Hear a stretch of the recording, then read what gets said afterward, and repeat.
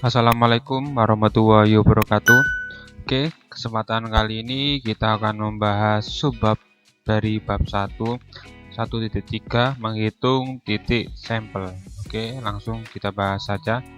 Nah, salah satu masalah yang harus dihadapi dan dicoba diberi nilai oleh statistikawan ialah unsur kemungkinan yang berkaitan dengan munculnya kejadian tertentu bila suatu percobaan dilakukan. Misalnya, ada koin dilempar sebanyak 1 kali, maka unsurnya yang mungkin apa saja, atau muka, atau belakang, seperti itu.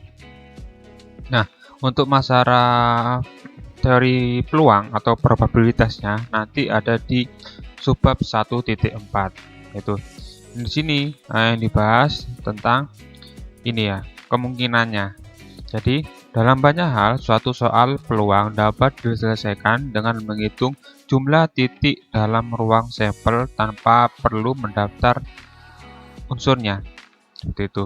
Jadi di sini yang kita bahas jumlah titik dalam ruang sampelnya, cara menghitungnya bagaimana. Jadi bukan lebih ke peluangnya, gitu ya. Nah, patokan dalam mencacah yang sering disebut sebagai aturan perkalian.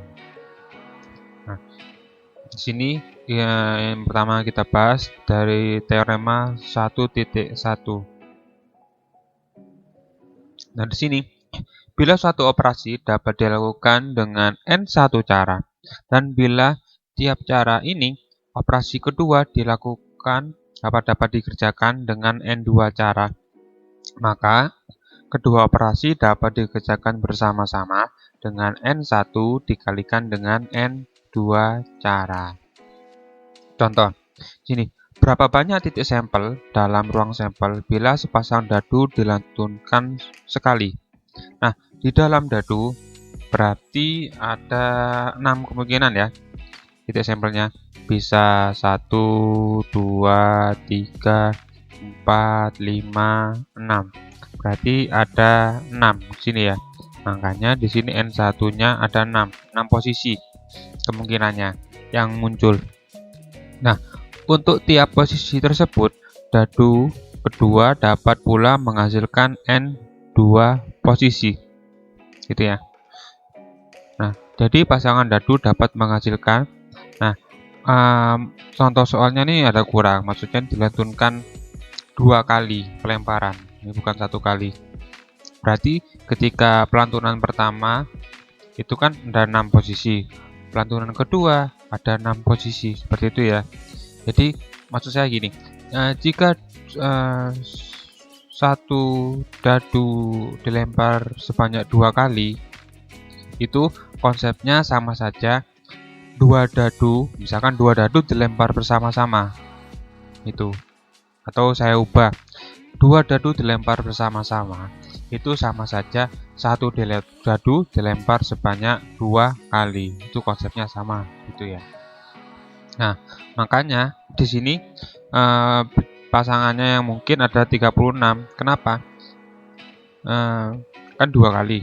Berarti yang pertama kemungkinannya ada 6 dan yang kedua ada 6, maka totalnya adalah 36.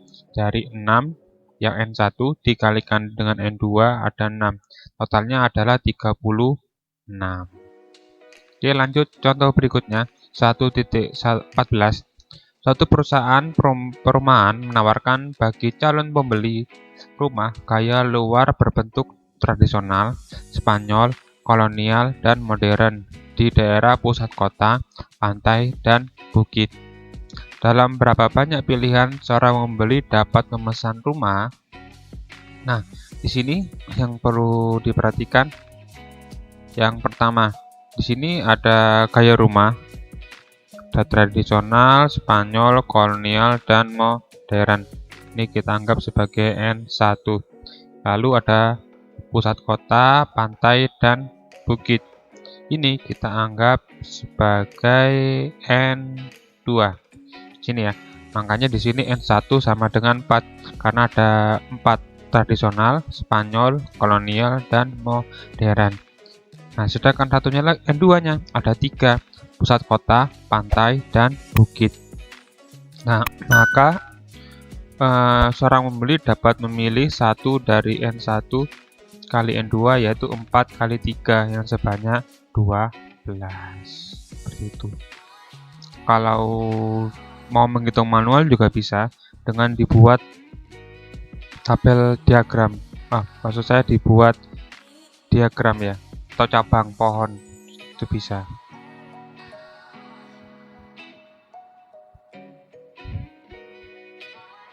Nah nih, jawaban terhadap kedua contoh terdahulu dapat dipertegas dengan membuat diagram pohon, atau diagram cabang itu ya.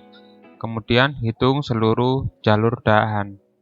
Sebagai ilustrasi, pada contoh 1.14 terdapat N1 4 dahan tadi yang mewakili 4 gaya tadi ya, dan N3 dahan untuk yang mewakili posisinya atau letaknya. Tuh, jadi gambarnya di 1.6, coba kita cek.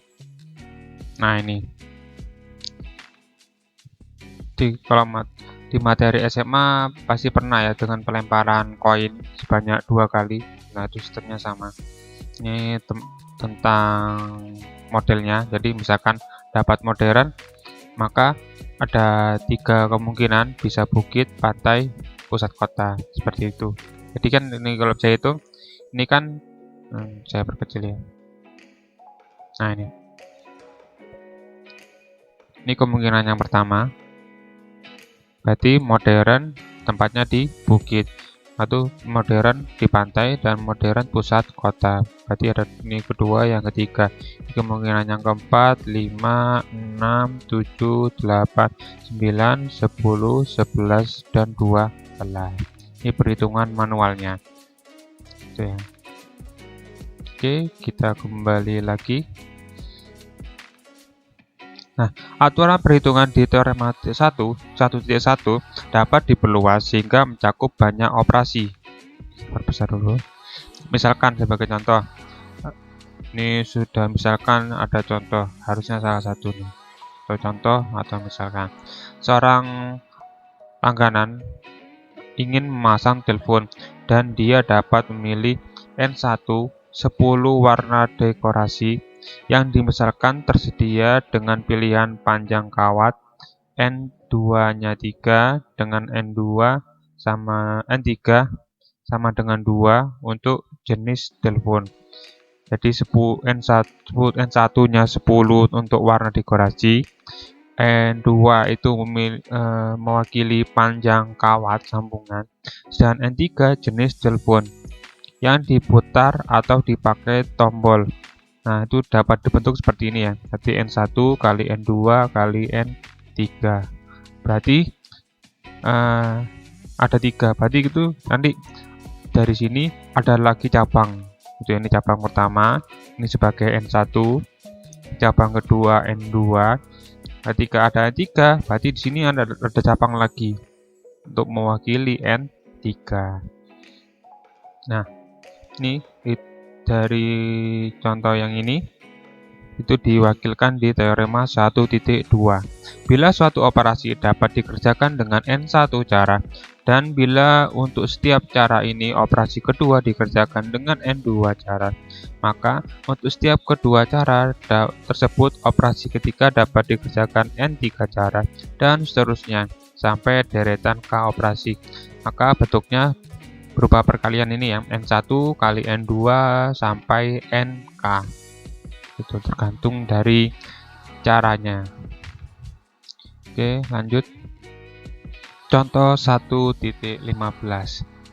Beberapa macam hidangan dapat disajikan bila masing-masing hidangan dapat terdiri atas sop, nasi goreng, bakmi, dan soto. Bila tersedia 4 macam sop, 3 macam nasi goreng, 5 macam bakmi, dan 4 macam soto. Nah, berarti dari sini yang perlu diperhatikan, untuk sop ini kita anggap sebagai N1, ini sebagai N2, dan 5 macam bakmi N3, 4 macam soto sebagai N4. Seperti itu ya. Nah, ini. Oke, lanjut. Ini Saya paham dulu ya maksudnya ini ya. Oke, perhitungannya ini berarti cukup dikalikan nanti 4 kali 3 kali 5 kali 4, berarti dari sini ya, N1 kali N2 N3 N4, berarti ada 240 cara. Nah, teknik ini mudah daripada kita harus menggambar diagram pohon atau diagram akar. Ada beberapa buku yang menyebutkan diagram akar, itu sama saja, hanya beda penyebutan saja. Oke, yang berikutnya contoh 1.16. Berapa banyak bilangan genap yang terdiri atas 3 angka dapat dibuat dari angka 1, 2, 5, 6, dan 9 bila tiap angka hanya boleh digunakan 1 kali. Nah, di sini yang ditanyakan adalah bilangan genap. Yang namanya bilangan genap itu yang menjadi poin terpentingnya ada di angka satuannya atau di angka yang terakhir. Maksudnya seperti ini. Misalkan saya tulis A, B, C. Nah, C itu mewakili satuan, B itu puluhan, dan A adalah ratusan. Seperti itu ya. Karena di sini terdiri dari 3 angka, pasti A-nya ratusan. Nah,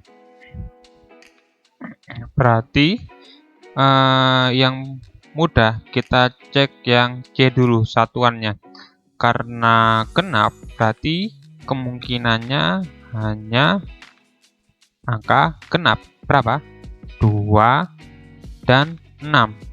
Nah, berarti di sini N1-nya adalah 2. Nah, di sini betulnya 2. Nah, yang berikutnya ratusan sudah. Satuan sudah. Berikutnya puluhan. Di sini ada berapa? Ada 1, 2, 3, 4, 5. Ada 5 angka. Gitu ya. Ada 5 angka. N1-nya 2. Berarti kita anggap sudah terpilih 1 angka. Dari kan ada 5. Ada 5 yang terpakai, kan ada 2 kemungkinannya. Bisa 2, bisa 6. Gitu ya. Nah, misalkan yang diambil 2 yang terpakai, misalkan. Yang 2 saya coret ya. Ya, warna hitam. Misalkan 2 dipakai. Nah, berarti yang C sudah tadi ya. Diambil 2. Berarti B ini ada berapa kemungkinan? Ada 4. Karena tinggal 1, 5, 6, dan 9. Karena B puluhan itu tidak mewakili genap, gitu ya. Kalau genap itu terwakili di angka satuan, ya, yang C sendiri. Berarti ada 4 kemungkinan. Nah, makanya di sini N4-nya ada, N2-nya ada 4. Nah, tadi yang pertama sisa 4. Tadi 5 ya. 1 sudah terpakai di C. Yang B sudah terpakai 1. Nih, berarti sisa 3, makanya N-nya 3. Maka untuk membentuknya N1 kali N2 N3, 2 kali 4 kali 3, berapa? 24 kemungkinan. Seperti itu. Jadi kalau misalkan di daftar, berarti yang pertama kan bisa 2, bisa 6. Dari 2 ini kemungkinannya berapa? Bisa 1, lalu 2 sudah. 6 berarti ya kemungkinannya bisa. Atau 5 atau 9. Seperti ini. Ini kalau kalian coba manual. Lalu dari sini dicabang lagi. Ini juga jadi N4 berarti tinggal 3. Dicabang 3, cabang 3, dan seterusnya. Pasti hasilnya sama dengan 24. Oke, semoga paham. Lanjut. Nah, sering pula kita menginginkan ruang sampel yang unsurnya terdiri atas semua urutan atau susunan yang mungkin dari sekelompok benda. Misalnya, kita ingin tahu banyaknya susunan yang dapat dibuat dari 6 orang didudukan mengelilingi suatu meja. Jadi ada 6 orang duduk mengelilingi meja. Ataupun beberapa urutan yang dapat dibuat bila 2 lotre ditarik dari sejumlah 20 lotre. Urutannya berlainan ini disebut dengan permutasi. Paham ya konsepnya? Jadi, ini definisi 1.7. Suatu permutasi adalah susunan atau suatu susunan yang dapat dibentuk dari satu kumpulan benda yang diambil sebagian atau seluruhnya. Ya, jadi di sini ada 20 lotre ditarik 2. Itu ya, berarti kan 2 kemungkinan dari 20 ini kan permutasinya, kemungkinannya. Nah, di sini contohnya. Ambil 3 huruf A, B, C. Permutasi yang dapat dibuat adalah A, B, C, A, C, B, B, A, C, B, C, A, C, A, B, dan C, B, A. Nah, terlihat bahwa ada 6 susunan yang berlainan. Bila digunakan teorema 1.2, maka sesungguhnya jawaban dapat dihitung tanpa menulis semua susunannya. Berarti kan N1-nya ada 3 untuk pilihan yang pertama. N2-nya ada 2 dan menyisakan N3 ada 1. Karena di sini perintahnya kurang jelas. Ini 6 susunan yang berlainan. Gitu ya. Jadi di sini dari ABC dibentuk 3 pasangan ya yang berlainan.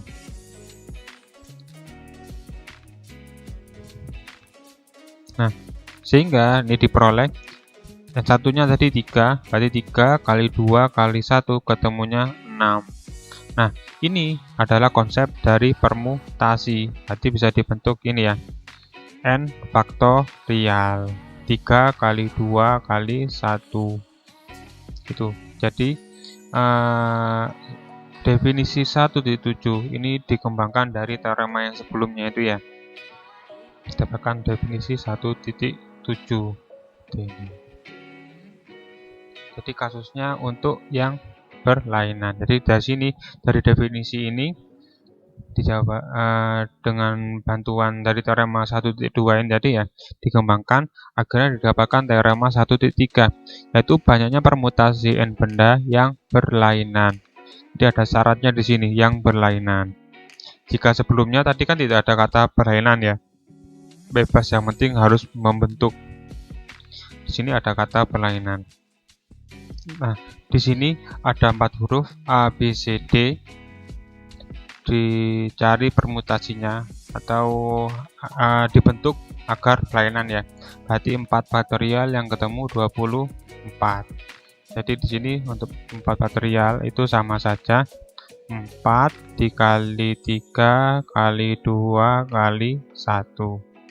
Jadi 4 kali 3 12 kali 2 24 kali 1 24. Ini ya. Nah, sekarang ingin diselidiki banyak permutasi yang dapat dibuat dari 4 huruf bila 2 huruf diambil sekaligus. Ya, berarti di ini diambil dua-dua dari kemungkinan dari A, B, C, D ini ya. Jadi yang pertama AB, AC, AD, BA, CA, DA, BC, CB, BD, DB, CD, dan DC. Ini ada yang sama ya.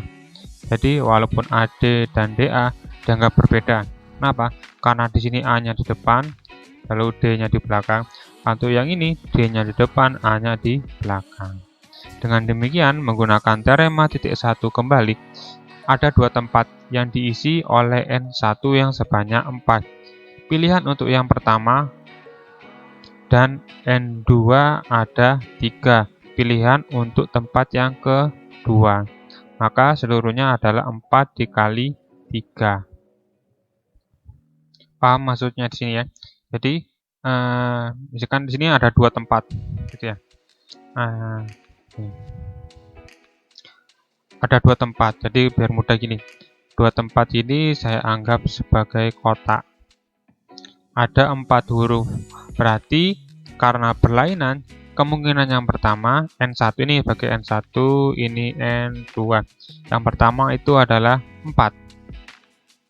Nah, karena 4, berarti kan ada 4 kemungkinan.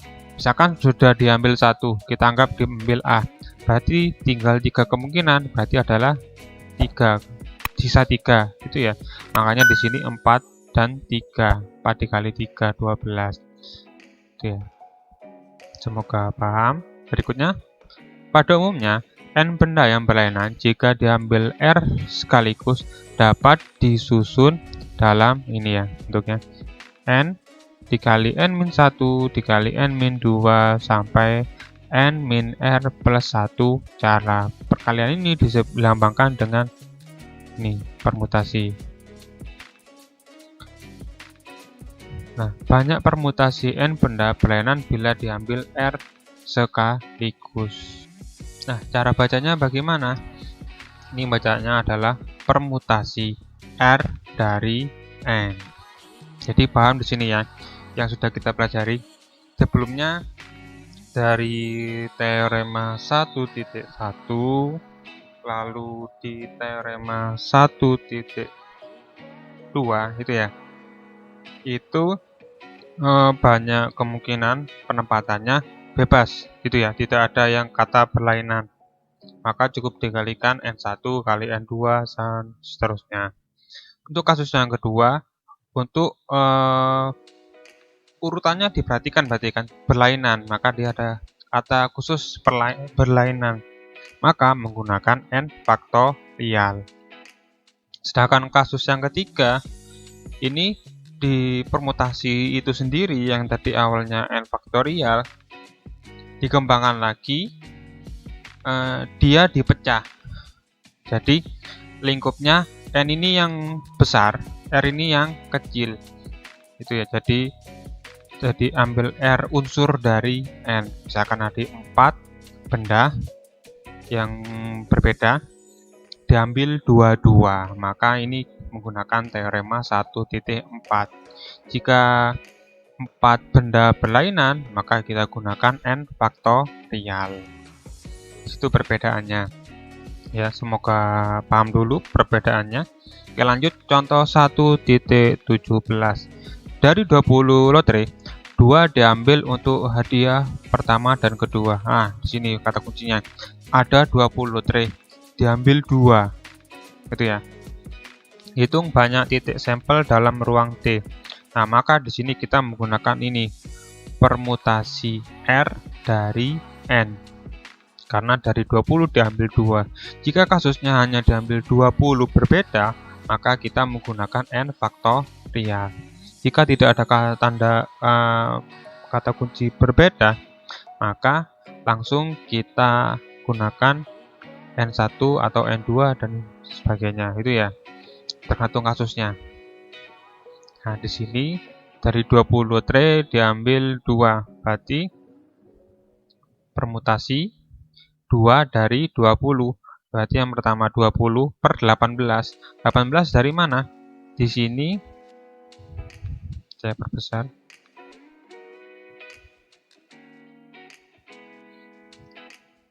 Nah, kan rumusnya tadi P N ini N faktorial per N min R faktorial. Tadi N-nya 20, ini N. R-nya sama dengan 2, berarti 20 faktorial per 20 dikurangi 2 faktorial. Nah, makanya di sini 18 ini ya. Nah, perhitungannya bagaimana? Berarti cukup gini aja, biar mudah. Berarti 20 faktorial, berarti 20 dikali 19 kali 18. Dan seterusnya sebenarnya gitu kan ya. Ini 18, 17, 16, 15, 14, 13, 12 dan seterusnya sampai 1 kan. Per yang bawah kan 18 faktorial. Berarti kan 18, 17, 16, 15 dan seterusnya sampai 1. Itu. Nah, di sini ada bagian yang sama. 18 sampai 1. Ini 18 sampai 1 perkaliannya. Berarti ini bisa kita coret. Berarti tinggal menyisakan berapa? 20 dan 19 ini. Ini cara pertama. Cara yang kedua, saya ganti warna hitam. Ini cara 1 ya. cara 1. Cara 2, 1 di sini aja. Cara 2, karena tempatnya nggak cukup. Jadi patokannya kita yang faktorial terendah. Kan terendah 18 ya. Di sini kan ada 20 faktorial dan yang bawah 18 faktorial. Maka cukup kita tulis yang atas 20, 19, 18 faktorial per 18 faktorial. Nah, ini ketika kita pecah, maka sama aja kan di sini 18, 17, 16 sampai 1. Yang bawah juga sama. Jadi tinggal kita coret. Ini lebih efektif. Tinggal perkalian ini ya. 20 dikali 19 ini. Oke, yang berikutnya. Semoga nggak bingung ya. Contoh 1.18. Nah, berapa banyak jadwal yang dapat disusun suatu cabang himpunan matematika Indonesia untuk 3 penceramah dalam 3 pertemuan? Ya, ada 3 penceramah dalam 3 pertemuan bila ketiganya bersedia berceramah tiap hari selama 5 hari. Ya, jadi ada 3 penceramah dalam 3 pertemuan, berarti 1 hari ada 3 berarti ya, karena ada 3 pertemuan di situ dalam 5 hari. Nah, maka N-nya yang mana? N-nya adalah yang 5 hari. 3 penceramah ini kan dia mengikuti 3 pertemuan, ya kan? Jadi fokusnya 5 hari dan 3 penceramah. Tuh, berarti ini N-nya.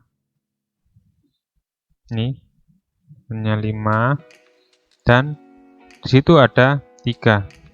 3-nya ini maksudnya 3 penceramah sama 3 pertemuan. Berarti bisa kita anggap sebagai 1 di sini ya. 1 kesatuan. Berarti 5 faktorial per 5 dikurangi 3 faktorial. Berarti ini kan 5 faktorial per 2 faktorial. Sini ya. Berarti ini cukup tulis 5 kali 4 kali 3 kali 2 faktorial. Nih, patokannya yang faktorial terendah per 2 faktorial. Nah, dari sini bisa kita coret. Namanya di sini 5 kali 4 kali 3. Ini ya. Yang hasilnya adalah 60. Sampai di sini paham ya? Jadi di sini N-nya tuh yang fokusnya yang 5 hari ini. Jadi pinter-pinter memahami suatu contoh. Oke, yang berikutnya, permutasi yang dibuat dengan menyusun benda secara melingkar disebut permutasi melingkar. 2 permutasi melingkar dianggap tidak berlainan, kecuali bila benda yang berpadanan dalam kedua susunan didahului atau diiringi oleh benda yang berlainan. Jika kita bergerak searah jarum jam, berpadanan itu searah, maksudnya selaras satu tempat gitu ya, jadi tidak acak tempatnya. Sebagai contoh, bila 4 orang bermain bridge, maka permutasinya tidak berbeda bila tiap orang bergeser tempatnya sekali menurut arah jarum jam. Nah, bila tempat seorang dibuat tetap atau kemudian tempat lainnya diatur dalam 3 faktorial cara, maka diperoleh 6 susunan yang berlainan dalam permainan bridge. Oke, di sini saya akan jelaskan ilustrasinya. Nah, tadi masalah tempat duduk melingkar ya. Nah, jadi tadi ada 4 orang gitu ya, duduk melingkar. Berarti kita anggap sebagai A orang pertama, B orang kedua, C orang ketiga, dan D orang keempat. Jadi kita anggap duduknya melingkar. Ada 4 kursi. Sini ada seperti ini modelnya kira-kira. Ini ada meja, ini kursinya di sini. Maaf kalau jelek ya. Oke, kita mulai ilustrasinya. Kita anggap A-nya di atas. Berarti kemungkinannya di sini B, C, dan D. Yang berikutnya, A-nya di atas tetap, B-nya saya pindah di sini di bawah, C di sini, dan D di sini. Nah, kemungkinan yang ketiga, A tetap, B-nya saya geser di sini, C-nya di sini, dan D di bawah. Ini yang pertama. Yang kedua, saya ganti warna. A di atas, sekarang B di atas. Berarti yang berikutnya, B di sini saya tulis A. Berarti di sini C dan di sini D. Tetap B di atas, A saya geser di sini C dan di sini D. B tetap di atas, A saya geser di sini, C di sini, dan D di sini. Sudah tidak ada kemungkinan lagi ya. C sudah 3 kali tempat berbeda. Oke, yang berikutnya saya pakai warna hitam lagi saja sudah. Yang C di atas, C di atas, berarti kemungkinannya bagaimana? Di sini ada A, sini A ya. A, lalu di sini B, dan di sini adalah D. Di sini C. Berarti di sini A, di sini B, di sini D. Tetap C. Berarti di sini ada A, saya geser di sini B, dan di sini D. Yang berikutnya, saya ganti warna merah. Ini saya tulis di sini D.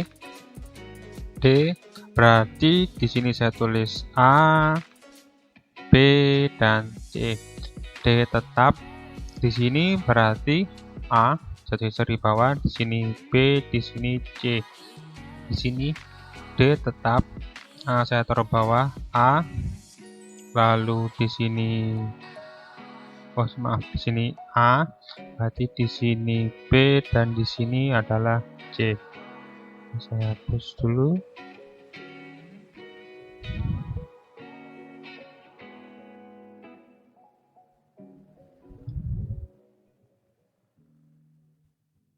Nah, tadi di aturannya di contoh ini sama saja dengan 3 faktorial, berarti 6. Nah, sedangkan di sini kita menemukan ada berapa di sini? Ada 9 malah.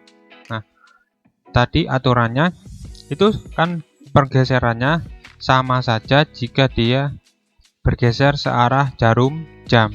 Seperti itu ya, atau berlawanan dengan jarum jam. Nah, coba kita cek di sini. Saya ambil warna kuning untuk mencoret. Di sini A, B, C, D. Kan sama saja di sini A, B, C, D. Nah, sama polanya. Akan tidak bisa dipakai di sini. Coret ya. Saya ganti kok jelas. Warna biru. Yang berikutnya di sini DCAB. Ada DCAB. Ini sama. Coret. Sedangkan ini DBCA. DBCA sudah ada. Nah, dari 6 ini sudah tidak ada pola yang sama. Makanya di sini ada 6. Kan ada 4. Yang terpakai untuk kemungkinannya adalah 4 min 1 faktorial. Nah, ilustrasi yang saya tadi jelaskan itu mendasari teorema 1.5. Jadi banyak permutasi n benda berlainan yang disusun melingkar adalah n min 1 faktorial. Jadi mereka posisinya harus berbeda, bukan menggeser ke arah searah jarum jam atau berlainan. Oke, yang berikutnya, sampai sekarang telah dibahas permutasi sejumlah benda yang berlainan. Dalam hal ini, semua benda harus atau betul-betul berlainan dan dapat dibedakan. Nah, di sini yang berikutnya, ini ada sebuah huruf A, B, dan C. Nah, huruf B dan C keduanya sama dengan X, jadi dimisahkan sama dengan X. Maka kemungkinannya menjadi seperti ini, A, X, X, dan ini. Mari coba saya jelaskan ya. Saya besarkan ini. Jadi B dan C tadi kan dianggap sama dengan X. Berarti di sini saya tulis ini A, berarti X yang pertama anggap B, ini sebagai C. Ini ya. Ini bisa C dan B. Ini B, ini C, ini C, ini B. Ini B, ini C, ini C, ini B. Itu ya, karena B dan C dianggap sama. Makanya di sini disimbolkan dengan XX. X yang pertama BC, X yang kedua CB. Ini juga sama dan sebagainya. Jadi di sini yaitu hanya terdiri atas 3 susunan yang berlainan. Bagian mana saja? Berarti ini kan dianggap sama. Ini jadi dianggap sebagai satu kesatuan, ini sebagai satu. Terus yang kedua saya warna kuning ya, semoga jelas. Ini yang kedua, lalu ini yang ketiga. Ini yang warna hijau, kuning, dan biru. Ada 3 berarti berlainan. Jadi bila ada 3 huruf, 2 diantaranya sama, maka dapat ditulis 3 faktorial per 2 faktorial yang sama dengan 3 permutasi yang berlainan. Itu ya. Bila ada 4 huruf A, B, C, dan D yang berlainan, maka ada 24 permutasi yang berlainan. Nah, bila A sama B dianggap sama, ini sama dengan X, dan C sama dengan Y, C dan D ini sama dengan Y, maka sesungguhnya yang berbeda hanyalah ini. Nah, dapat ditulis 4 per 4 faktorial dari awalnya ini ya, A, B, C, dan D per 2 faktorial. Ini mewakili sebagai A dan B yang dianggap sebagai X. Lalu 2 yang ini mewakili C dan D yang sebagai Y. Maka ketemu 6. Bisa kalian coba hitung sendiri ya. Nah, dari sini ada teorema 1.6. Banyaknya permutasi yang berlainan dari N benda bila N1 diantaranya berjenis sama, N2 berjenis kedua, dan NK berjenis NK, maka ini bentuknya N faktorial per N1 faktorial dikali N2 faktorial sampai NK faktorial. Contoh 1.19, suatu pohon Natal dihias dengan 9 lampu yang dirangkai seri. Nih, ada 9 lampu. Nah, ternyata dari 9 lampu ini 3 diantaranya berwarna merah, 4 kuning, dan 2 biru. Maka jadi 9 faktorial per 3 faktorial ini 4 faktorial dari kuning dan 2 faktorial dari biru. Tertemunya adalah 1260 cara. Mudah ya. Nah, sering kita menempatkan himpunan N benda dalam R sekat atau sel. Ya, jadi ada sebuah benda lalu kita disekat-sekat atau bisa kasih pembatas lah. Nah, suatu penyekatan terjadi bila irisan setiap pasangan yang mungkin dari himpunan bagian. Ini kita yang dibahas himpunan bagian dari subbab sebelumnya itu ada ya, dipahami dulu. Sel itu R merupakan himpunan kosong. Himpunan kosong ini. Dan gabungan semua himpunan bagian atau sel merupakan himpunan semula. Nah, ini ada contohnya, urutan letak unsur dalam tiap sel tidak berpengaruh. Karena di himpunan kan urutan tidak berpengaruh ya. Nih, contohnya ada sebuah himpunan A, E, I, O, U. Penyekatan yang mungkin dalam 2 sel yang dapat dibuat agar sel pertama terdiri atas 4 unsur dan sel kedua terdiri atas 1 unsur. Nah, ini penyekatannya. Nih, berarti yang pertama di sini ada A, E, I, dan U, O. Yang kedua U, gitu ya. Karena dari sini ada 5, dia dipecah menjadi 4 unsur yang pertama dan 1 sel ya untuk unsur yang kedua. Yang pertama A, E, I, O, dan yang 1 U. Kemudian yang kedua yang 1 E, A, dan seterusnya ini. Terlihat bahwa ada 5 cara menyekat suatu himpunan 5 unsur dalam dua himpunan bagian atau sel yang mengandung 4 unsur dalam sel pertama dan 1 unsur dalam sel kedua. Ini maksudnya sini. Ada 5 kan sini, 1, 2, 3, 4, dan 5. Nah, jumlah sekat untuk contoh di atas dapat dinyatakan dengan lambang ini. Nah, ini cara bacanya 5 kombinasi 4 dan 1. Maksudnya 4 untuk sel pertama dan 1 untuk sel kedua. Berarti 5 faktorial per 4 faktorial dikali 1 faktorial. Ini kombinasi ya.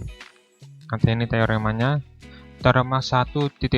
Banyak cara menyekat suatu himpunan N benda dalam R sel masing-masing berisi N1 unsur dalam sel pertama, N2 unsur kedua, dan seterusnya. Maka ini kombinasi N ya. Dan N1 untuk kombinasi sel pertama, N2, dan seterusnya. Ini. Jadi ketika N1 sampai NR dijumlah sama dengan N. Nah, ini banyak cara menampung 7 petinju dalam 3 kamar hotel. Jadi ada 7 petinju, ada 3 kamar hotel, di mereka dipisah berarti kan.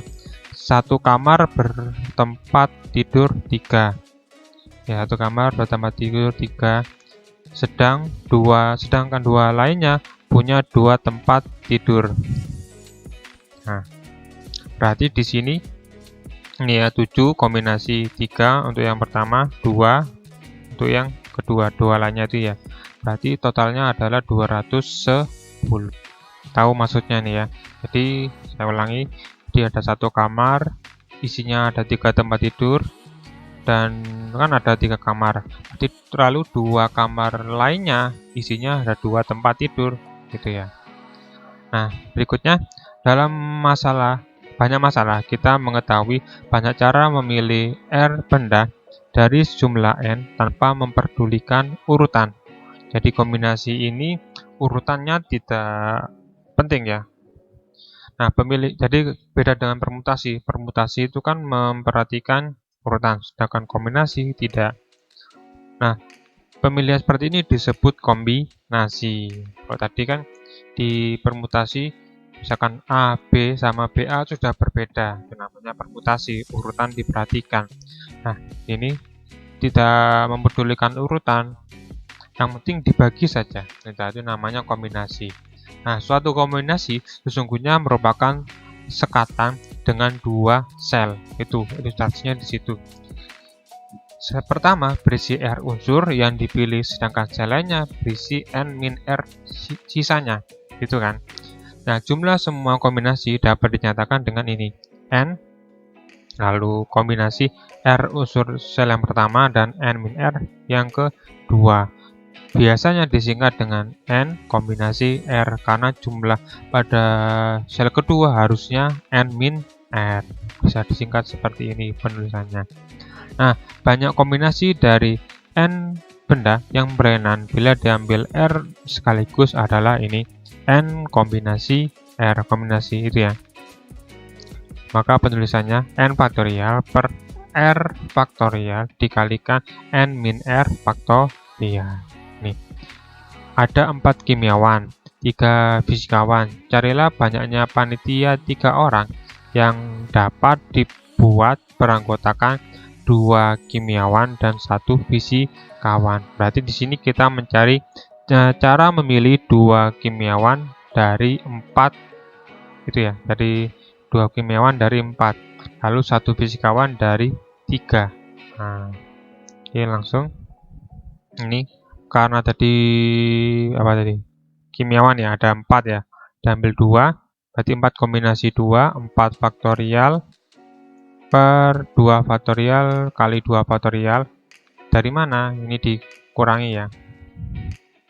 Jadi tadi kan N faktorial per R ya, R faktorial N-R faktorial, berarti tadi 4 faktorial 2 faktorial 2 faktorial.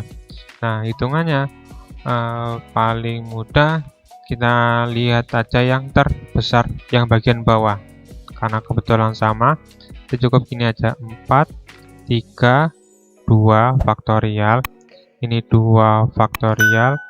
Jadi di sini karena sama, pilih salah satu, berarti ini 2 kali 1.